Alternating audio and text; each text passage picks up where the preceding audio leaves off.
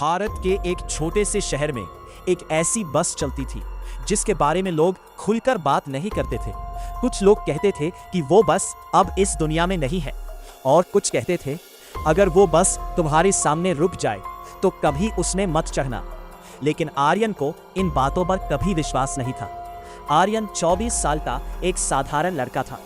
नौकरी के इंटरव्यू से लौटते लौटते रात के 11:45 बज चुके थे। आखिरी बस निकल चुकी थी और सड़क पर सन्नाटा पसरा था। उसने मोबाइल निकाला, बैटरी सिर्फ 2% बची थी। तभी दूर से एक पुरानी बस की हेडलाइट दिखाई दी। बस धीरे धीरे उसके सामने आकर रुकी।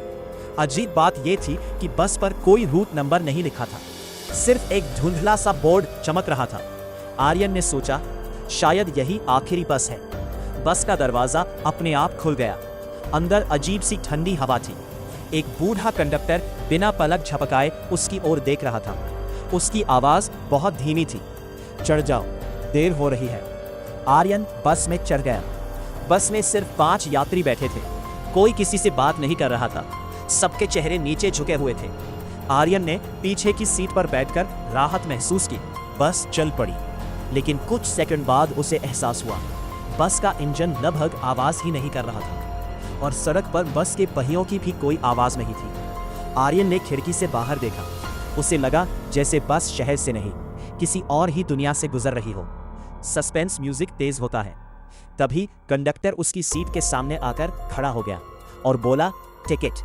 आर्यन ने जेब से पैसे निकाले, लेकिन जैसे ही उसने कंडक्टर की आंखों में देखा, उसके हाथ कांपने लगे, क्योंकि कंडक्टर की आंखें पूरी तरह काली थी और उसके चेहरे पर इंसानों जैसी मुस्कान नहीं थी। बस यही से शुरू हुआ उस सफर का जिससे आज तक कोई जिंदा वापस नहीं लौटा। आर्यन की नजर कंडक्टर की काली आंखों पर ही अटक गई। उसका गला सूख गया। उसने कांपते हाथों से 100 रुपए का नोट आगे बढ़ाया। कंडक्टर ने बिना कुछ बोले नोट लिया और अपनी पुरानी टिकट मशीन से एक टिकट निकाला। लेकिन जैसे ही आर्यन ने टिकट पर नजर डाली, उसके शरीर में सिहरन दौड़ गई। उस टिकट पर किराया नहीं लिखा था, बल्कि सिर्फ एक शब्द लिखा था, एक तरफा। आर्यन ने घबराकर पूछा, भाई ये बस कहाँ जा रही है? कंडक्टर धीरे धीरे उसकी ओर झुका और फुसफुसाया, जहां से कोई वापस नहीं आता। ये सुनते ही आर्यन के हाथ से टिकट लगभग गिर गया। उसने तुरंत अपनी सीट से उठकर ड्राइवर की तरफ देखा। ड्राइवर का चेहरा दिखाई ही नहीं दे रहा था। ऐसा लग रहा था जैसे उसके चेहरे पर सिर्फ काला अंधेरा हो। आर्यन ने खुद को समझाया, मैं शायद बहुत थका हुआ हूँ, मुझे भ्रम हो रहा है। लेकिन तभी बस के अंदर बैठी एक छोटी सी बच्ची ने धीरे से अपना सिर उठाया। उसकी आंखें पूरी तरह सफेद थी और वो बिना पलक झपकाए सीधे आर्यन को देख रही थी। अचानक बस की सारी लाइटें एक साथ टिमटिमाने लगी।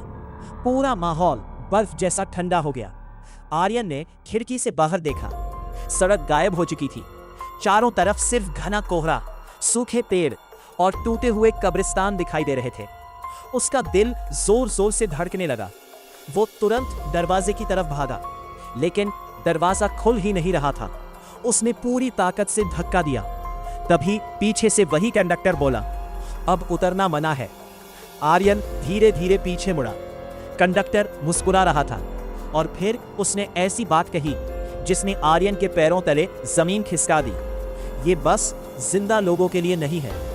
बस में बैठे 5 यात्री एक साथ धीरे धीरे अपना सिर उठाने लगे और उनकी नजरें सीधे आर्यन पर टिक गई। बस में बैठे 5 यात्रियों ने एक साथ अपना सिर उठाया। उनकी आंखें बिल्कुल काली थी, चेहरों पर कोई भाव नहीं, और सबसे डरावनी बात, उनमें से किसी की भी परछाई नहीं थी। आर्यन डर के मारे पीछे हट गया। उसने कांपती आवाज में पूछा, तुम लोग कौन हो? कुछ पल तक बस में पूरी खामोशी रही। फिर सबसे पीछे बैठा एक बूढ़ा आदमी बोला, हम भी कभी तुम्हारी तरह जिंदा थे। उसकी आवाज ऐसी थी जैसे किसी गहरी सुरंग से आ रही हो। तभी बस की खिड़की अपने आप खुल गई। ठंडी हवा का तेज झोंका अंदर आया और आर्यन की गोद में एक पुराना फटा हुआ अखबार आकर गिरा। उसने कांपते हाथों से अखबार उठाया। हेडलाइन पढ़ते ही उसकी सांस रुक गई। रूट नंबर 13 की बस गहरी खाई में गिरी। सभी यात्रियों की मौत।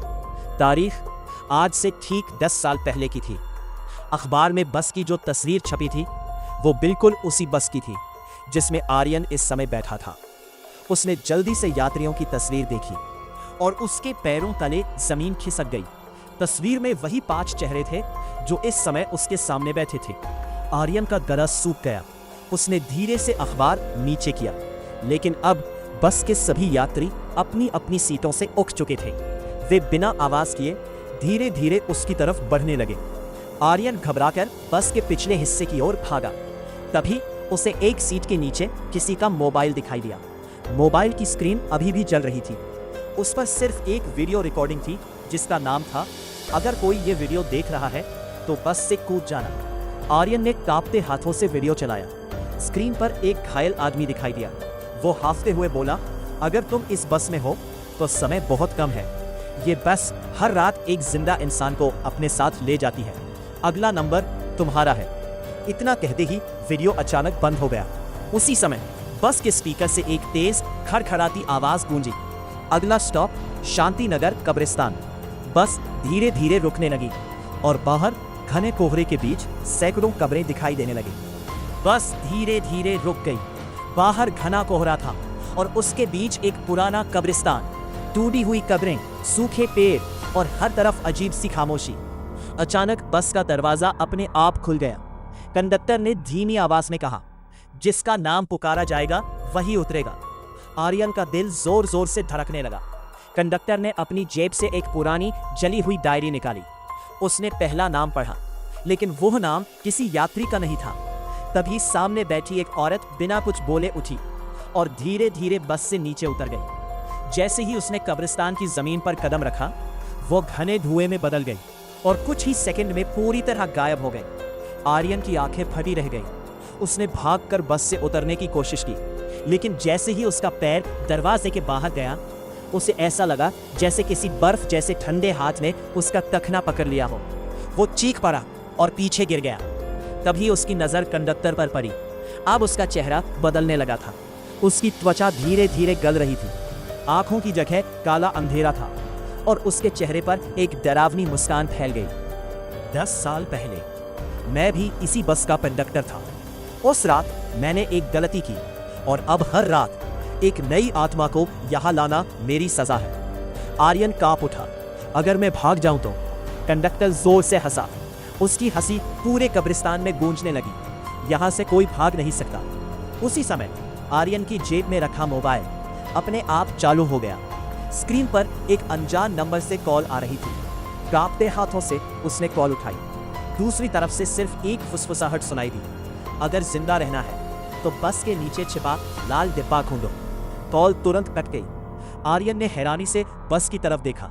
उसे नहीं पता था कि उस लाल डिब्बे के अंदर ऐसा राज छिपा था जो इस श्राप को हमेशा के लिए खत्म भी कर सकता था, या उसे हमेशा के लिए इस भूतिया बस का हिस्सा बना सकता था।